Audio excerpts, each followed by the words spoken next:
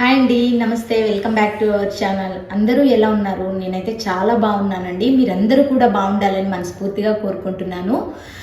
మొన్న అమ్మ వాళ్ళ ఊరు వెళ్ళినప్పుడు చాలా లగేజ్ అది తెచ్చుకున్నానని మీకు చూపించాను కదా లాస్ట్ వీడియోలో. అవి ఏం తెచ్చుకున్నాను, వాటిని ఎలా స్టోరేజ్ చేసుకుంటాను అనేది నేను మీకు ఈ వీడియోలో షేర్ చేస్తానండి. ఈ లగేజ్ మొత్తం తీసుకొచ్చానండి. వీటిలో ఏమేమి ఉన్నాయి అనేది మీకు చూపిస్తాను. ఒక్కొక్కటిగా ఓపెన్ చేసి చూపిస్తాను. ఆవకాయ తీసుకొచ్చుకున్నానండి. ఆవకాయ ఎలా పెట్టాలి అనేది మన ఛానల్లో ఆల్రెడీ పోస్ట్ చేశాను. ఎవరన్నా చూడకపోతే చూసేయండి ఆ వీడియోని. డబ్బా పెద్దదిగా ఉంది, అందుకని నేను వేరే కంటైనర్స్లోకి చేంజ్ చేసుకుంటున్నాను.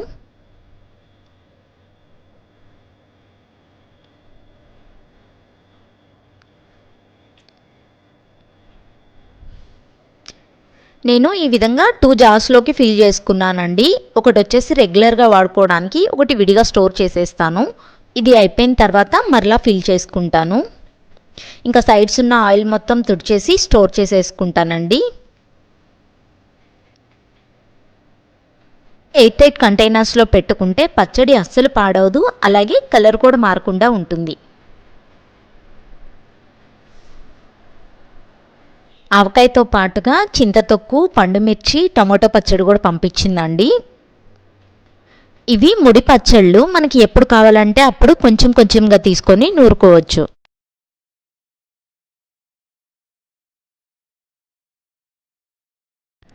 వీటిని కూడా గ్లాస్ కంటైనర్స్లోకి తీసుకొని స్టోర్ చేసుకుంటాను.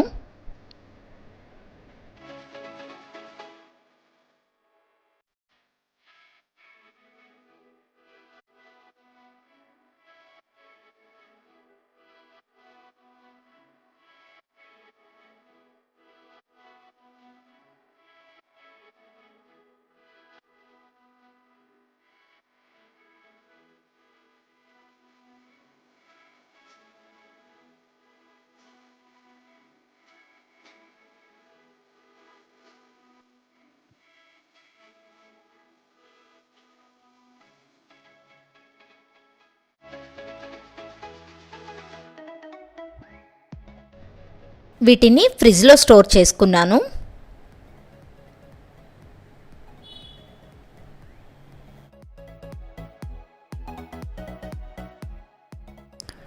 కారం పంపించిందండి. అమ్మ ఇంట్లోనే పట్టిస్తుంది అన్నమాట కారము. ఒకటి మామూలుగా పచ్చళ్ళలోకి వాడుకునే కారం ఒకటి, ఇంకొకటి సాంబార్ కారము, ఇంకోటి పప్పుల పొడి అన్నమాట. బయట వాడే కారం కంటే కూడా మనం ఇంట్లోనే ఇలా కారాన్ని తయారు చేసుకోవడం మంచిదని నా ఒపీనియన్ అండి. ఇంకా వీటిని మనకి ఇంట్లోకి ఎంతవరకు అవసరమో అంతవరకు టిన్స్లోకి స్టోర్ చేసుకొని రిమైనింగ్ మొత్తం ప్యాక్ చేసేసుకుంటాను.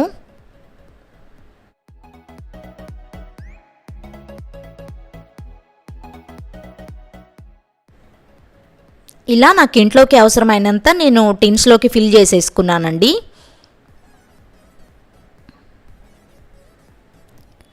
ఇలా ఫుడ్ ప్యాకింగ్ కవర్స్ ఉంటాయి కదా, ఈ కవర్స్లో స్టోర్ చేసి పెట్టుకుంటాను. ఎక్కువ క్వాంటిటీ తీసుకొని గ్లాస్ జార్స్లో కానీ లేకపోతే ప్లాస్టిక్ డబ్బాల్లో కానీ పెట్టుకొని స్టోర్ చేసుకునే అంత స్పేస్ నాకు కిచెన్లో లేదండి.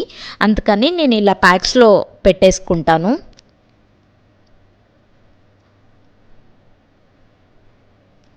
ఇలా పెట్టేసుకొని టైట్గా ఫోల్డ్ చేసేసి పిన్ చేసేసుకుంటాను అన్నమాట.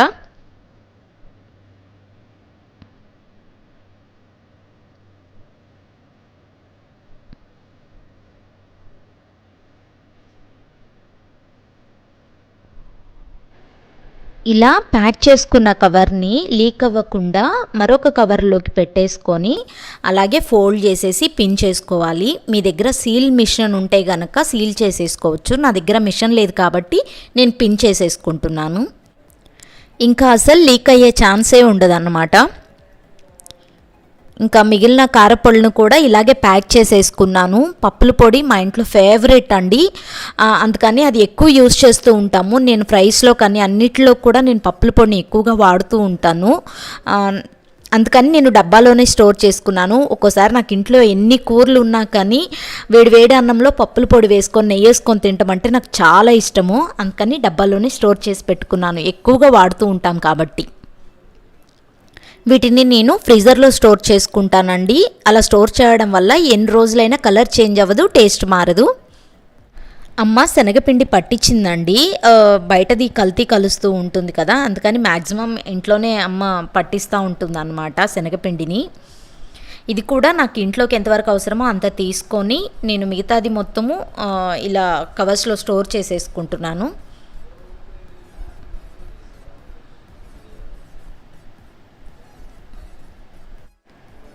ఇంకా పిల్లల కోసం అమ్మ చిప్స్ పంపించిందండి. ప్రతిసారి సమ్మర్కి ఊరెళ్ళినప్పుడు అమ్మ తప్పకుండా వడియాలు పెట్టిస్తూ ఉంటుంది. ఈసారి అమ్మకి అంత టైం లేదు, అందుకని బయట షాప్ నుంచి తెప్పించింది అన్నమాట.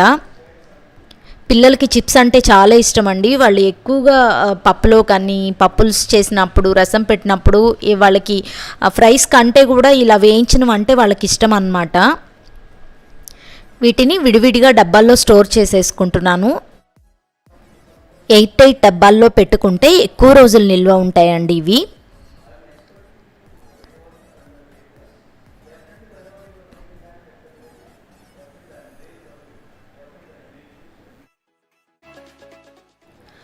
అమ్మ ప్రొవిజన్స్ కూడా పంపించిందండి. నాకు ఇంట్లోకి అవసరమైనంత వరకు తీసుకొని మిగిలినవన్నీ ఇలా ప్యాక్ చేసుకొని స్టోర్ చేసుకున్నాను.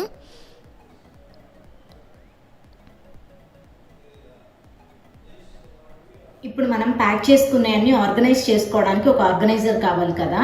ఈ ఆర్గనైజర్ని జీరో ఇన్వెస్ట్మెంట్తో ఇంట్లోనే ఎలా ఈజీగా ప్రిపేర్ చేసుకోవాలో చూపిస్తానండి నేను మీకు. మనకి రైస్ బ్యాగ్స్ వస్తూ ఉంటాయి కదా, వాటిని పారేయకుండా మంచి స్టోరేజ్ ఆర్గనైజర్ తయారు చేసుకోవచ్చండి. రైస్ బ్యాగ్ని హాఫ్కి ఫోల్డ్ చేసిన దాన్ని మనం లోపల వైపుకి మడుచుకోవాలి.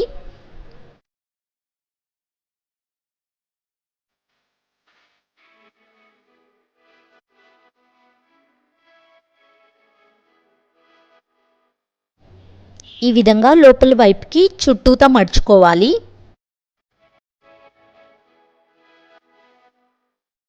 ఇలా నీట్గా ఫోల్డ్ చేసుకున్న తర్వాత దీని బేస్కి సరిపడా కార్డ్బోర్డ్ని మనం లోపల ఇన్సర్ట్ చేయాలన్నమాట.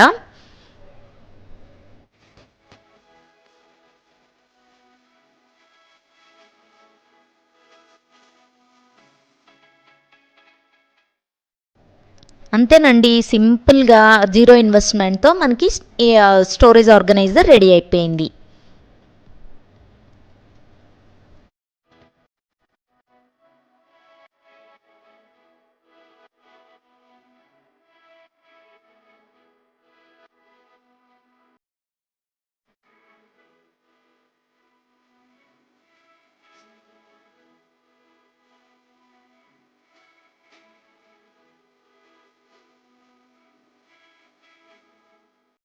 మనకి బట్టలు తీసుకున్నప్పుడు ఇలా బ్యాగ్స్ వస్తూ ఉంటాయి కదా, వీటితో కూడా మంచిగా స్టోరేజ్ ఆర్గనైజర్ని రెడీ చేసుకోవచ్చండి. దీనికి పైన కాడలు ఉంటాయి కదా, వాటిని కట్ చేసుకోవాలి. నేనైతే కట్ చేస్తానండి. ఒకవేళ మీరు మరలా తిరిగి బ్యాగ్ లాగా యూజ్ చేసుకోవాలి అనుకుంటే అవి కట్ చేయకపోయినా పర్లేదు. దీనిని కూడా సేమ్ ఇందాక మనం రైస్ బ్యాగ్ని ఫోల్డ్ చేసాం కదా, అలాగే ఫోల్డ్ చేసుకొని లోపల కార్డ్బోర్డ్ ఇన్సర్ట్ చేయడమేనండి. సింపుల్గా ఇది కూడా ఒక స్టోరేజ్ ఆర్గనైజర్ లాగా రెడీ అయిపోతుంది అన్నమాట.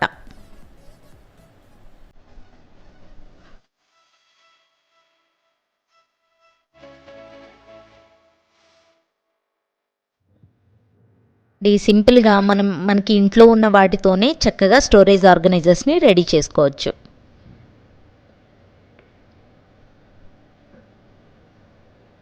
నేను ప్యాక్ చేసుకున్నవన్నీ కూడాను కొన్ని అవసరమైనవి రెగ్యులర్గా యూజ్ చేసేవి ఇక్కడ ఈ స్టోరేజ్ చేసుకున్నాను, కొన్ని ఫ్రీజర్లో స్టోరేజ్ చేసుకున్నానండి.